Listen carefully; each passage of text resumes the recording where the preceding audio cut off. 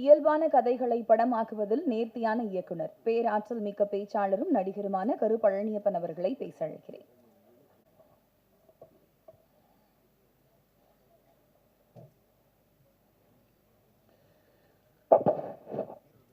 ஊடகத்துறை நண்பர்களுக்கு வணக்கம். 10ஆம் தேதி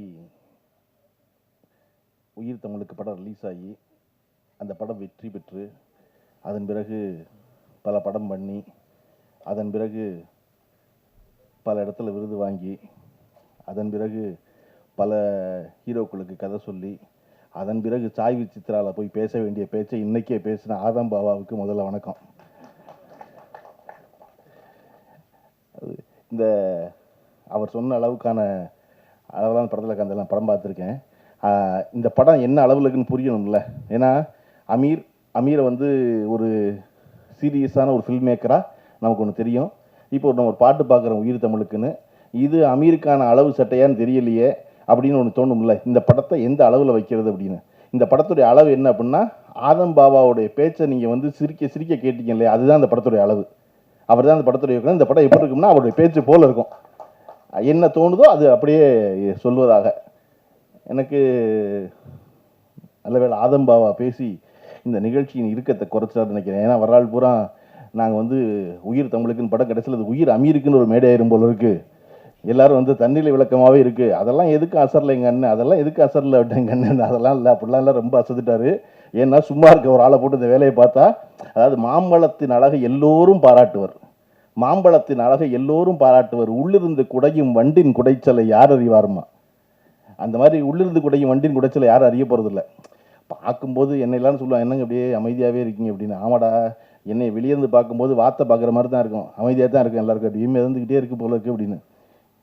தண்ணிக்கு கீழே பார்த்தாவில் தெரியும். அதுக்கப்புறம் கேமரா கீழே இறக்கி தப்ப தப்ப தப்ப தப்ப தப்ப தப்ப தப்ப தப்ப தப்ப கால் அடிக்கிற அடி நமக்கு வார்த்தைக்கு மட்டும் தான் தெரியும். அந்த மாதிரி அதெல்லாம் நடக்கத்தான் செய்யும். இது ஒன்றும் செய்ய முடியாது. எனக்கு வந்து அமீர் அவர்களை வந்து ஒரு நீண்ட காலம்ங்கிறது நான் வந்து 15 வருஷம் தான், அவர் சொல்கிற மாதிரி 40 வருஷம் இல்லை.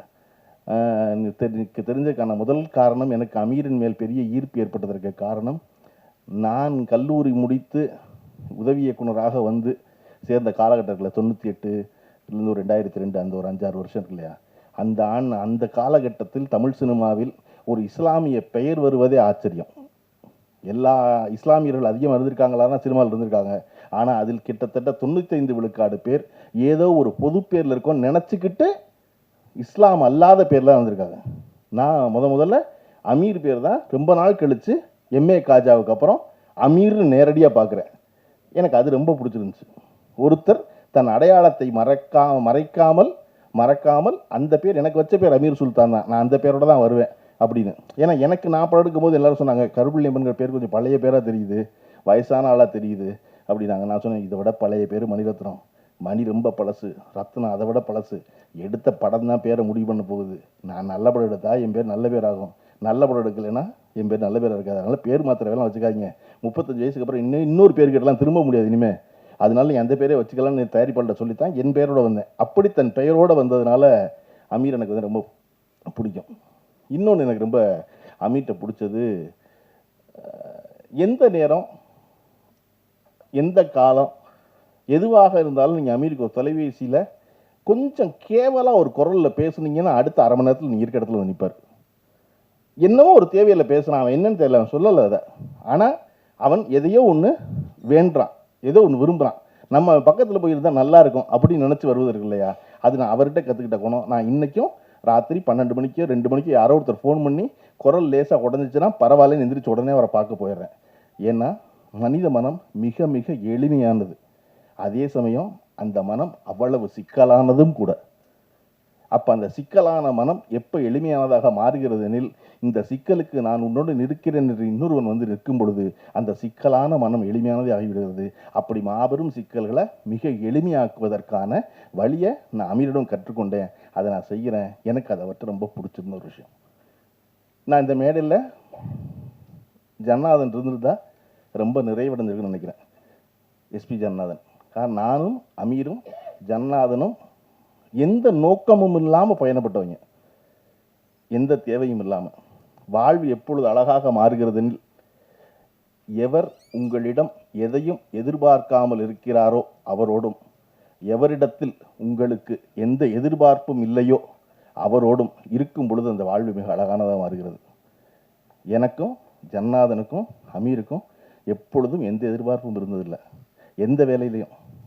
அதாவது பொதுவாக ஒரு 3 டேரக்டர் சேர்ந்து என்ன செய்வான், 3 பேர் சேர்ந்து ஒரு படம் பண்ணணும், ஒரு ப்ரொடக்ஷன் கம்பெனி ஆரம்பிக்கிறோம், நீ நடிங்கணும், நான் எடுக்கிறேங்கணும், அப்படி எதுவுமே இல்லாமல் சம்பந்தம் இல்லாமல் நாங்கள் எங்கெல்லாம் போயிருக்கோம் அப்படின்னு யோசிச்சு பார்த்தா தெற்கு வடக்கா எந்த தொடர்பும் இல்லாமல் சுற்றியிருக்கோம். முதல்ல கீழடியில் அகழ்வாராய்ச்சி பண்ணி கீழடி என்ற விஷயம் வந்து உலகத்துக்கு தெரியாமல் இருந்து அப்போ தான் ஆரம்பித்த பொழுது நானும் ஜனாவும் அமீரும் கிளம்பி கீழடிக்கு போனோம். கீழடிக்கு போய் நாங்கள் ஒன்றும் பண்ண போகிறதில்ல, அங்கே சும்மா அமர்நாத்தை போய் பார்த்தோம், இப்படி ஒரு விஷயம் நடந்திருக்குங்கிறது எதுக்குன்னு தெரியாது, சும்மா போய் அதில் தெரிஞ்சுக்கோமேன்னு போனோம். அங்கேருந்து ஒரு நாள் வந்து ஜன்னாதன் திடீர்னு வாங்கப்பா வேலூர் போவோம் அப்படின்னாரு. போவோம் அப்படின்னா, ஏன் வேலூருக்குன்னு நானும் கேட்கல, யாரை பார்க்க போகிறோன்னு அமீரும் கேட்கல. அடுத்த நாள் காலையில் ஜனா வண்டி எடுத்துகிட்டு வந்தார். வண்டி எடுத்துகிட்டு வந்ததுக்கப்புறம் தான் தெரியும் எல்லாமே சேர்ந்து அற்புதமாக ஃபோன் பண்ணாங்க, அதனால பேரறிவாளனை பார்க்க போகிறோம் அப்படின்னு. வேலூர் சிறைச்சாலையில் போய் பேரறிவாளனோட ஒரு 3 மணி நேரம் பேசிக்கிறதுக்கு நாள் இருக்குல்ல, எனக்கு இன்றைக்கி நல்லா பசிவாக ஞாபகம் இருக்குது. பேரறிவாளன் எதிர்பார்க்கல நாங்கள் வரணும்னு. நாங்கள் பேரறிவாளனை போய் பார்த்ததுனால அவருடைய விடுதலையை ஒன்றும் வேகப்படுத்திடல, ஆனால் ஒருத்தரை பார்க்க போகணும்னு தோணுச்சு, வாங்க போவோம்னு. அப்படி தான் கனடா போனோம்.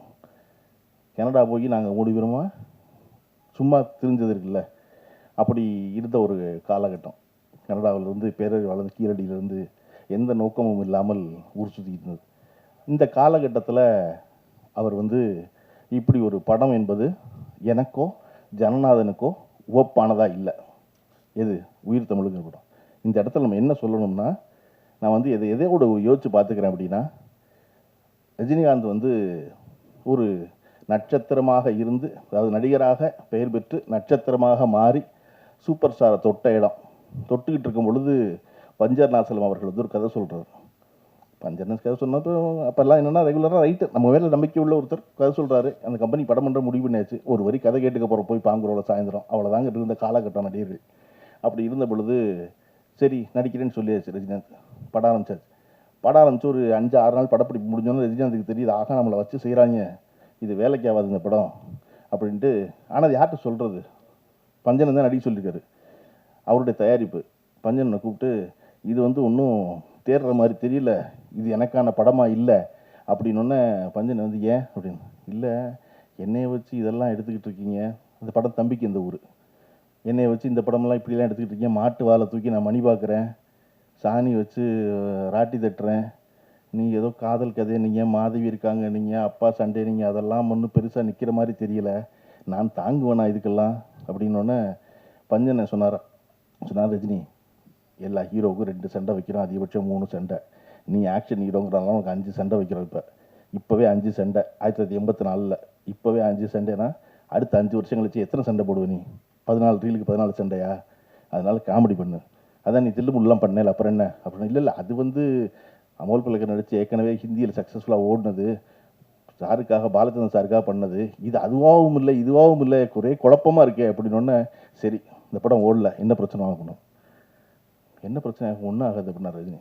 யாருக்குப்பா பிரச்சனை, உங்களுக்கு தான் பிரச்சனை, நீங்கள் தான் தயாரிப்பாளர், என்னை வச்சு இது எடுக்கிறேங்கிறீங்க, ரைட்டு நான் நட்டப்பட்டுக்கிறேன், நீ இந்த படத்தை நடி, இந்த படம் ஓடும், ஆனால் இந்த படத்துக்கு அப்புறம் உன்னுடைய கடைசி படம்னு ஒன்று இருக்கும்ல, அது வரைக்கும் உன்னால் காமெடியை விடவே முடியாது, நீ 15 நிமிஷம் காமெடி பண்ணிட்டு தான் அடுத்த வேலை செய்கிற மாதிரி ஆகிடும், அதனால் நீ இதை நடி அப்படின்னு பஞ்சர்நாசலுடைய கட்டாயத்தின் பேரில் ரஜினிகாந்த் நடித்த படம் தான் தம்பிக்கு இந்த ஊர்.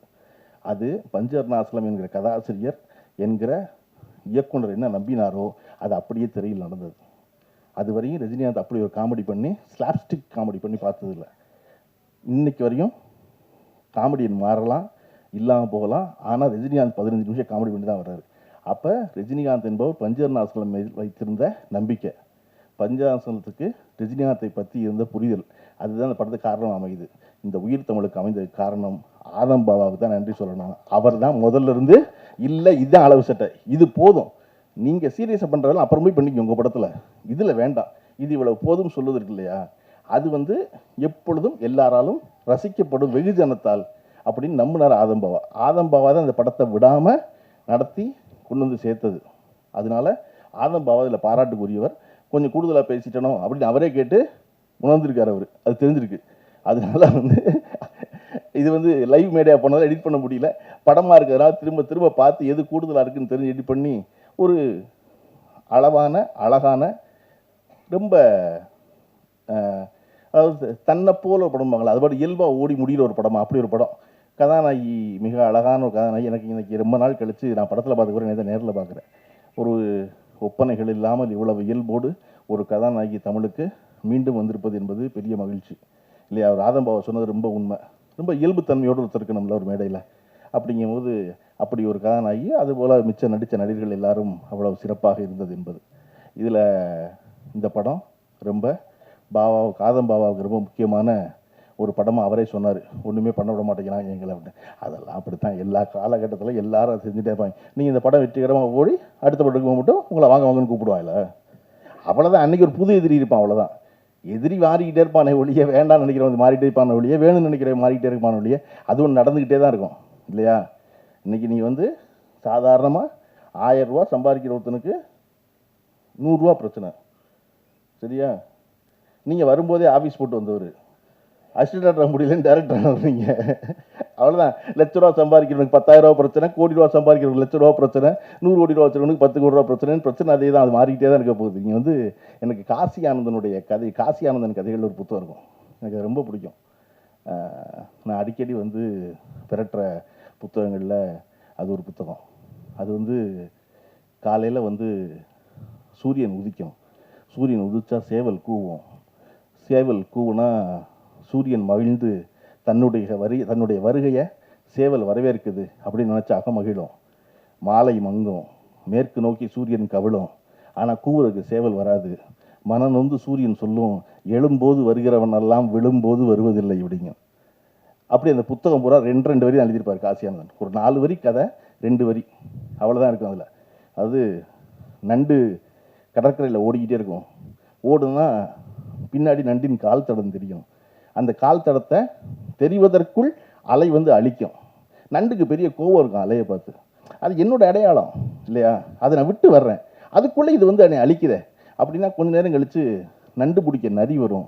நரி வந்தால் நண்டின் கால் தடம் தேடுனா எங்கேயுமே இருக்காது, அலையை அழிச்சிருக்கும் போது காசியானந்தன் கடைசியில் முடிப்பார், முன்பே காப்பான் அன்பே நட்பு அப்படின்னு. மீனுக்கு வந்து ஒரு குளத்தில் தாமரை மலர்ந்து நிற்கும். மீனுக்கு ரொம்ப கோபமாக இருக்கும், குத்தி கிழிச்சவன் தாமரைன்னு தோணும். வந்த வண்டு கேட்கும், ஏன் தாமரை மேலே இவ்வளோ கோவப்படுறாரு? இல்லை, இந்த தாமரையை தண்ணீர் தான் தாங்குது, ஆனால் அந்த தண்ணீர் மேலே விழுந்தால் உடனே தாமரை உருட்டி விட்டுறது வெளியே இல்லையா. என்னது இப்படி இருக்கு அப்படின்னு சொன்னோன்னே அந்த மீனின் காதில் போய் வண்டு சொல்லும், தன்னை தாங்கும் தண்ணீரை தாங்காது தாமரை, தன்னை தாங்கும் தண்ணீரை தாங்காது தாமரை. எப்பொழுதும் தாமரையை நிலச்சிருக்க வைக்க நினைச்சா தாமரை அவனை எல்லாம் புழைக்க வைக்காது. இது நான் சொல்லல, காசி ஆனந்தன் சொன்னாரு. அதை போல இந்த படம் மிக இயல்பாக இன்றைய அரசியலை பேசுகிறது. இது ஒரு 4 வருஷமா எடுத்த படம், 3.5 வருஷம் ஆச்சு. 3 வருஷமா எடுத்த படம் சொல்றதுக்கு இல்லையா. இந்த படம் இன்னைக்கும் மிக சரியாக இருப்பதற்கான காரணம் நம்ம அரசியல் சூழல் மாறவே இல்லை. நம்ம அந்த விழா தொடங்கும் போது தமிழ்த்தாய் வாழ்த்து பாடணும். தமிழ்த்தாய் வாழ்த்தில் ரொம்ப முக்கியமான, நான் ரொம்ப ரசிக்கிற, ஒவ்வொரு தடவையும் நான் வாய் விட்டு பாட நினைப்பதற்கான காரணம் அதனுடைய கடைசி வரி, உன் சீரிழமை திறம் வியந்து செயல் மறந்து வாழ்த்துதுவேன். தமிழ் ரொம்ப பழைய மொழியில், பல்லாயிரம் ஆண்டு இல்லை, முன்தோன்றிய மூத்த குடியில் அது எப்படி இளமையாக இருக்க முடியும்?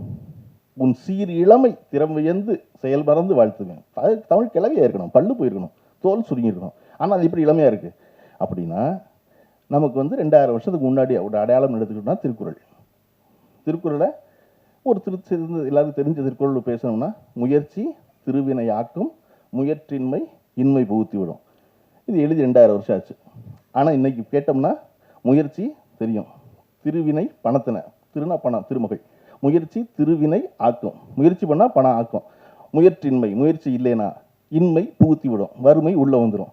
2000 வருஷத்துக்கு முன்னாடி வள்ளுவன் எழுதுனது இன்னைக்கு பழனியப்பனுக்கு புரிகிற மாதிரி நேரடியாக பேச முடியல வள்ளுவனோட. அதனால தான் அது உன் சீர் இளமை திறமையந்து செயல்பறந்து வாழ்த்துதுமே. எத்தனை வருஷம் வேணாலும் ஆகலாம், அன்னைக்கு இருக்கிற இளமையாக இருக்கிறோம், நீ கான்டாக்டில் இருப்ப, டச்சில் இருப்ப, அவனுக்கு விளக்குன மாதிரி இருப்ப அப்படின்னு. அப்படி இந்த படம் 3 வருஷம் ஆயிருக்கலாம். ஆனால் இந்த உயிர் தமிழுக்குங்கிற படம் இன்றைய அரசியலோட நேரடி கான்டாக்டில் உள்ள படம். அதனால ஆதம் பாபா நினைச்ச அவருடைய பெரு வெற்றியை இந்த படம் கொடுத்துடட்டும். கொடுத்ததுக்கப்புறம் எப்படி அமீருடைய அலுவலகத்திலையும் பாலாவுடைய அலுவலகத்திலையும் போய் 12 மணி நேரம் காத்திருந்தாரோ, அப்படி இந்த தமிழ் சினிமாவின் உச்ச நட்சத்திரங்கள்கிட்ட போய் மறுபடியும் 12 மணி நேரம் காத்திருந்து ஒரு கதை சொல்லி படம் பண்ணுற பெரிய தயாரிப்பாளராகவும் ப்ரொடியூசராகவும் ஆகிற வாய்ப்பை இந்த உயிர் தமிழுக்கு ஒரு வழங்கட்டும். குழுவினர் அனைவருக்கும் வாழ்த்துக்கள், நன்றி. இந்த வீடியோ உங்களுக்கு பிடிச்சிருந்தா ப்ளீஸ் லைக் அண்ட் ஷேர் பண்ணுங்க. மறக்காம எங்க சேனலை சப்ஸ்கிரைபும் பண்ணுங்க.